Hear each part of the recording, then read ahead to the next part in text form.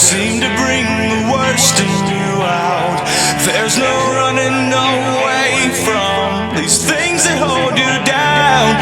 Do they complicate you because they make you feel like this? Of all the colors that you shine, this is surely not your best.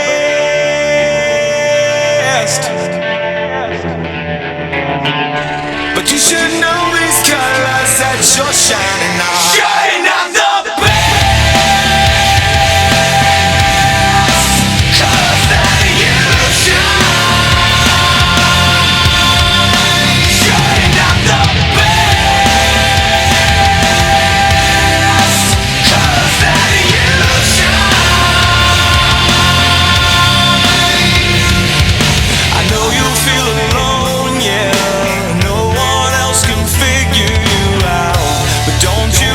Turn away from the ones that help you down. Well, they love to save you. Don't you know they love to see you smile? But these colors that you shine are surely not your style.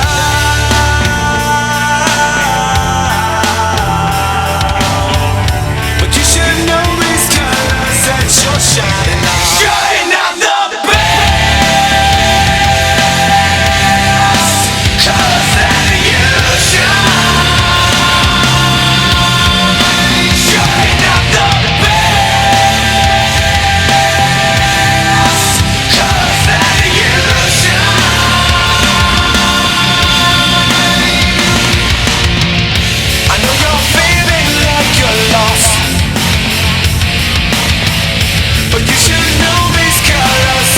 shining on. I know you're feeling like you're lost. You feel you drifted way too far. Did you know these colors that you're shining on? Shining on the best colors that you shine. Shining on the best.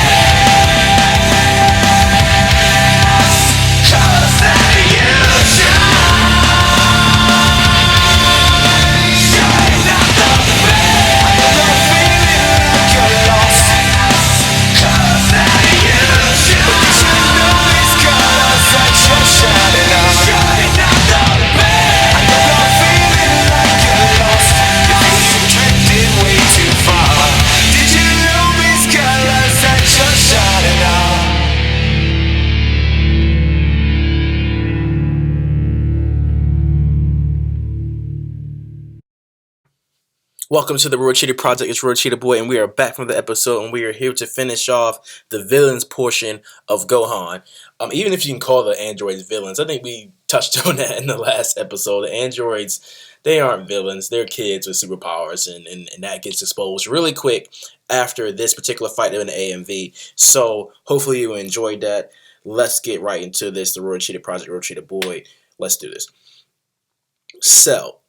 Now, Android 16, we're gonna talk about him. We're gonna talk about him a little bit more going forward.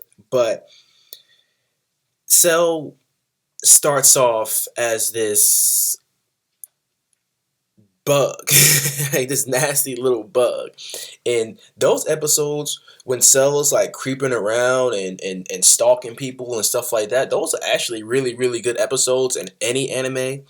Those are some of the more beautifully written and choreographed episodes, as far as like the suspense and the feelings that you get, and just like as pieces of art, like even beyond some of the other things that's happened in the past. Now, is it more beautiful than the hyperbolic time chamber Gohan? No, but it's just a different context. It's beautiful in the art of in the way of building the story, and Cell just brings that to the table. Cell is a great villain in that instance because he just raises the stakes so high, and there's so much in Cell's bag that it's just really hard to really put a pin on this guy and say he's this. You know, obviously there is some mechanical nature there, but then obviously there's some cellular structure there, some biological things going there, and pretty much he's a virus. And that's what Android 17 says. You know, you're a virus, you're a plague, you're a scourge. We gotta off you real quick because you're just gonna keep doing weird shit. Android 16 had the game peep way before anybody else, and we'll get into that. And I don't know if that was a malfunction of Dr. Android's design, or the way that Dr.GERO wanted design 16 to go. So let us know. But Android 16 was unreal as well. I would say that Android 17 and 18 are like a EcoBoost Mustang. And when Cell first comes and joins that party, and the little kids and Android 16's done fucking babysitting them, and they're fucking and they're in the mix. They're in the middle of the shit, and they don't know they're in the middle of the shit because they're just fucking that ignorant. Um, so at that point it's like a Mustang GT, and Android 16 is like a really like soup beef like Ford Raptor, and it's just like it's tough. It's tough, and this so hopefully, I was able to bring that out of AMV, but at the same time, Android 16 and Cell is them, and the other two are just caught in the middle. And Cell, again, to bringing this more to the table, kind of reminds me of the Flood and from Halo, and the androids was the Covenant, and they were fighting the androids like, man, damn, I thought they were bad, but let's squad up because this motherfucker is really bad. No, the Flood is a real problem, so they squad up with Android 17 for a little bit, Piccolo, and Android 18 squads up because Cell is that much of a fuck. And then after Cell absorbs both of them, at least Android 17, he starts to come in. He starts to go into GT 350, GT 350R, maybe even Ford GT range. That's probably after he becomes perfect. He's like a fucking Ford GT, and it's just like I don't know how you beat this guy. And this guy can regenerate. This guy can duplicate himself. You have to destroy every cell, or he's going to reduplicate himself. And when he does reduplicate himself, Dr.GERO perverted the Saiyan power buff to his maximum, perverse capability. So, and then as it would seem, Cell seems to have some kind of end-time cell acquisition, steal your shit, sneak your shit off of you technique as well, that he seemed to utilize on both Goku and Gohan during that fight. I mean, for him to Saiyan power buff that high is possible with Dr.GERO's weird ass. But at the same time, it's still kind of an astronomical stretch because he couldn't fucking touch Gohan before he exploded. But then all of a sudden, him and Gohan had the same aura. He was back to talking shit. He was back to smiling. He was more glossy and more put together than he was even before that. So there's got to be a mix of that. Maybe he stole the cells from Gohan, and then also in the mix with a Super Saiyan perverse power buff, and then he stole the cells because how do you explain him having the instant transmission technique? That has to be there has to be some kind of, if you're in contact with Cell in a certain radius, he has the ability to swipe shit from you. That's fucking suck. It would suck to fight Cell, and even beyond that, Cell has like this kind of like this Magna Rod algorithm, or even beyond that, just like regular algorithm thing going on, right? Where he's like able to probably process things in the trillionth of a second. He knows the genetics of an individual. He knows the anatomy, the physiology of an individual. He knows probably all these. He probably has a master of all these different sciences and applications and theories. In we call Goku King application, but Goku was bred and born. He's a more or less a mortal individual. Cell, though he can be defeated, wasn't necessarily immortal, given all the things that was going on with him and his makeup. And it was really hard to tell. This acquisition after 17, 18 of like this ungodly dark key energy, and then all the the calculations, and then plus on top of that, he was absorbing people, so there's no telling what he gained from the absorption of other beings. So telling what that added to his bag as far as his thinking processes and his regeneration abilities, and and whatever else he used. I mean, he would suck everybody. He would suck he would suck you out your clothes. So, I don't think anything. I don't think a lot of that went to waste as far as a person's what makes a person's tick. I mean, all that stuff had to be pretty valuable to him. And when he flexes, when he turns up, weak ass Piccolo, being as hard as he thought he was at the time, got dusted off real quick.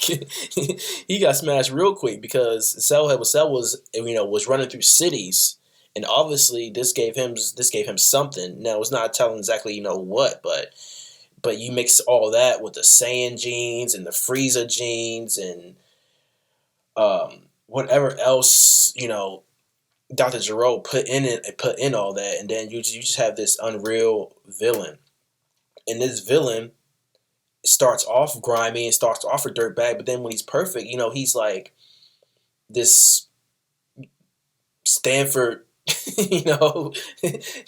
Cornell kind of dude, right? And he's like, he's talking shit in these really sophisticated ways, and he's got this like he's in hella grammar classes, and he's just like this refined machine, and it's really really scary because he's always kind of like not giving off with what is really going on with him, even to the very end. Like I think he was just playing with Goku. So comment below, like when him and Goku fight, I don't think Cell was giving it 100. I think Cell was just match his power level to Gohan. Not Gohan, sorry, match his power level to Goku just for entertainment's sake.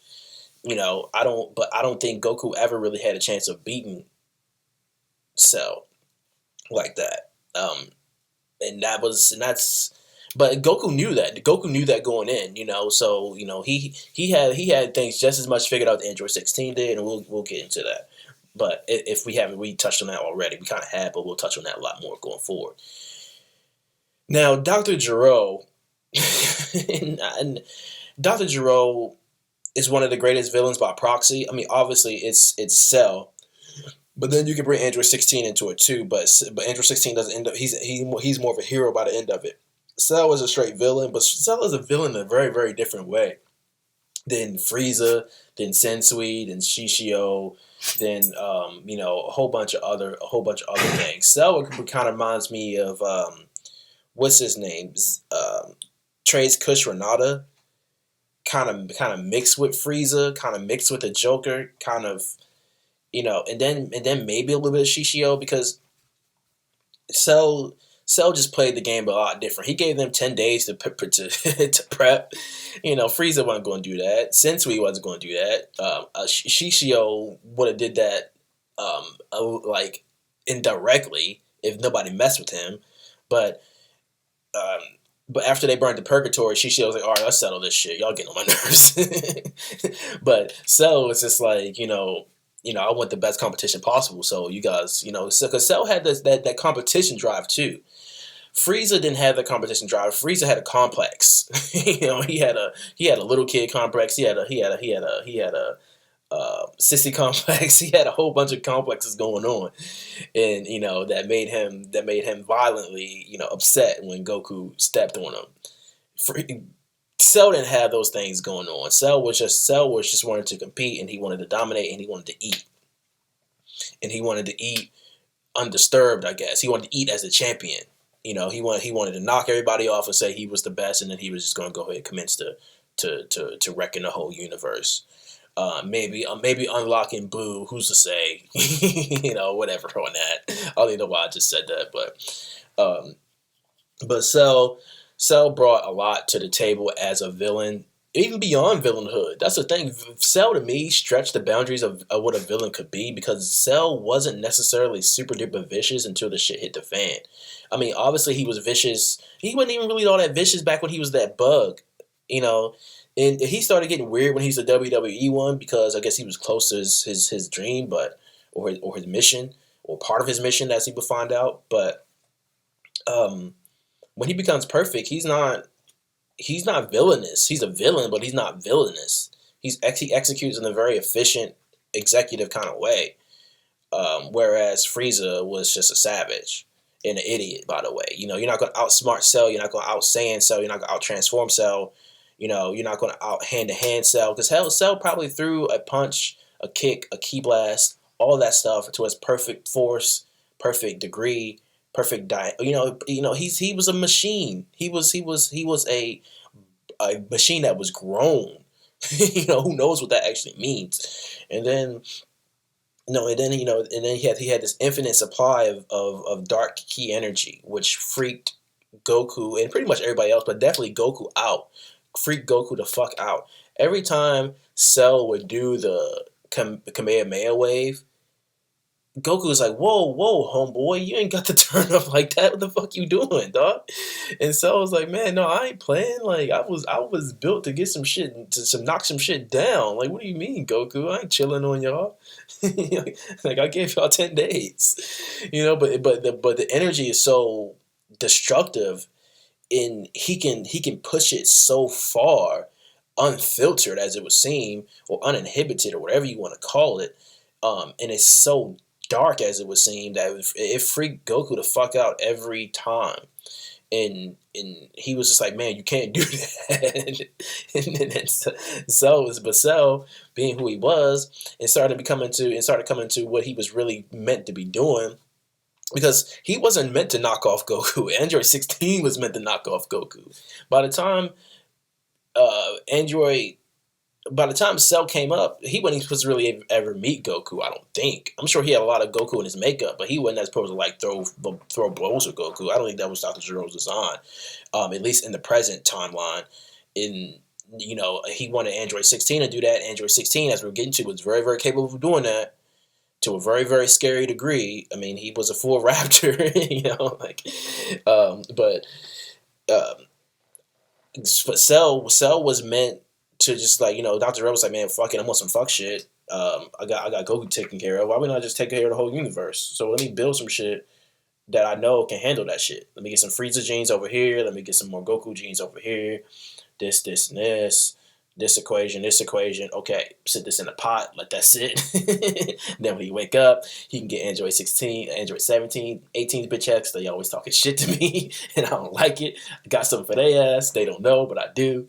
And they probably gonna kill me, but that's okay. I'm gonna kill them too. And then everything's gonna be settled. Cell's gonna run through the universe, and everything's gonna be settled. And I'll be the greatest evil mind of all time. And he was on his way to doing that. He still is that, I would say. The only thing about the Android saga is all the plot holes, and him being one of them. Why did he make himself Cell? Why didn't he have better defenses against the androids? Why? Oh, and let's talk about the biggest plot hole: the 3 years. What 3 years? You guys said you said you did what for 3 years? It wasn't trained. Vegeta was the only one training, yo. That 3 years, I don't know what Goku, Gohan, and Piccolo were doing. I have no idea. Nobody knows, but it wasn't training, because if they really wanted to train, obviously we know where they should have went to begin with. But it took a solid ass whooping in 3 years for them to realize that they needed to be in that place after all, and it was just. The Android Saga. The only time that rivals the Android Saga and plot holeness is the Frieza, maybe Namek Saga, but the Android Saga just has so many plot holes, and DR.GERO being the biggest plot hole of them all. but then when we cross into the Cell games, it gets a little better, or it gets way better, because the action is just so fleek, and everything's coming to a head, and the context's so deep, and the stakes are so high that there's really no room for plot holes. But between that, the Android Saga is just free. I mean, fly Goku here, fly Goku here. Let's play Duck Duck Goose from the androids. And side quest here, side quest here. Like fill an episode here, fill an episode here. So it was just so much room for the ugly plot hole mold or poke his ugly head, and it happened a lot in Android Saga, unfortunately. How many times do they have to tell Android 17 and 18, namely Android 18, to run? It's so fucking annoying. It's like Android 16 has to tell them, and TN has to tell them, and Piccolo has to tell them, Krillin has to tell them to run, and they never run. They don't go underwater. They just hang around and be looking at stuff with their mouths all on the ground, like they're like fucking move, go. It's so annoying. It's so annoying. Another thing about it is the Dragon Ball Z fighters, especially around the Android saga, like plot hole. How is it ever allowable or acceptable for Dr. Gero to ever reach his lab again? You know, like how does like come on. Vegeta as strong as he is, Piccolo supposedly as strong as he is, the whole clique was there. There is no way that it was should ever been allowed for Dr. Gero to reach his lab. That should have been squashed then. You know, with him, Android 20. You know, for him to even be able to get to his lab and activate Android 17 and 18 and then accidentally 16, that's just the biggest folly or if you want to look outside of the context of the story, plot hole. You know, strong and fast as everybody was, and everybody was there. I could see it was just Piccolo or just Vegeta, you know. But the whole it was all squatted. The only person that was missing was Goku and then Yamcha. But other than that, it was squad up, and still somehow or another Dr. Gero gets away and pushes forward this whole story with activating those two probably before he really wanted to. Again, that's probably was the Trunks factor, because why not just build Cell perfect to begin with? If you don't put yourself in what's you don't want to make yourself Cell, okay, whatever. But I guess that's the one thing about Cell. Cell is more of a has way more of a personality than any other of the androids. But his personality is more sinister and focused than any other androids as well, though. Obviously, we see Android 16 develop quite the personality before it's done, but his personality was probably more of an AI morph or maybe even an AI malfunction, whereas opposed to Cell's being the ethos of Cell was the complete brainchild, sinister brainchild, the way he was completely designed to be from Jump Street. And perhaps maybe chasing the androids was a part of all that as well. Um, just so Cell always have something to do. You know, whereas Android 17, 18 were just hanging around, you know, waiting for Cell. Little did they know. Now, what was the real function of Android 16 beyond destroying Goku? Who's to say? But, you know, take your pick, and we're gonna talk about this again later. But which one is the better one? Like who? Like obviously, them two are the class of Dr. Gero's creations. Them two, both of those, them two androids are his masterpieces. Which one is the absolute greatest creation of his? We'll get into that. Comment below. Let me know. But you could argue either way for sure. You cannot just push Android 16 to the side and say that he was trash, because that doesn't make any sense. If you really look at what Android 16 does from his inception to the time he checks out, he does some pretty amazing shit for his construction and who he is, and he was very, very capable, to say the least. We'll get into all that, but Dr. Gero was just unreal in the context of the story, as far as the angles he can go, as far as Android 16, and then kind of like the intermediates, with or the lower level dregs, the 19 and the 20 model, but then Android 16, and then you have the 17 and 18 model, which is unreal as well. But then you have the ultimate step up, which is Cell, and that man probably never slept. He probably was that Android for a long time. He probably was Android 20 for a long time, because there's no way an individual could sleep, either consciously or try to sleep without being, woke up by all the crazy weird shit you're doing. Without being in some kind of without being complete flesh, completely human. So I don't know, man. Dr. Gero has to get a bid for one of the greatest villains of all time as well, but by proxy, because all the things that he put out there. He's just a fucked up individual. I mean, and then let's say if Android 17 and 18 did start off as regular humans, like what does that mean?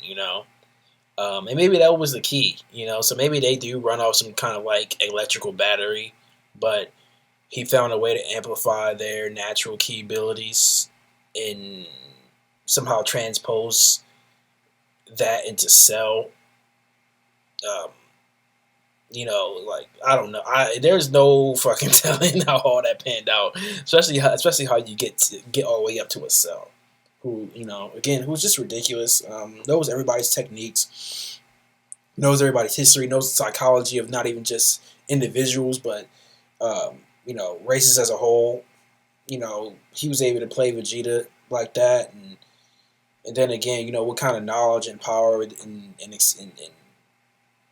psychology did he gain from absorbing all these humans, and what would have happened if he got to other planets and started absorbing other different species? Like, he probably has the most exaggerated transformation in the whole series, and it makes sense why that is, because there's no telling what all is all blending together and what's all unlocking and unpacking in him, and he hoo-ha kicks Krillin, and then you just have like this literally this perfect individual, like who probably can do everything perfectly, like it's like the Joker with superpowers almost, or Frieza with calm and collect and calculating ability. Not even calculating ability, like algorithm type processing stuff at trillions of a second, and also, being able to out technique anybody in a hand to hand fight pretty much. I mean, probably only besides Goku and Gohan, because, they just had to be adept at that, but they had to really push it to the limit, because you ain't gonna out technique Cell really, and we're gonna get to this as far as how Cell ended up being defeated in the after all. But given all that, like damn, how did this guy lose? Well, it was really only one way, and Goku figured it out.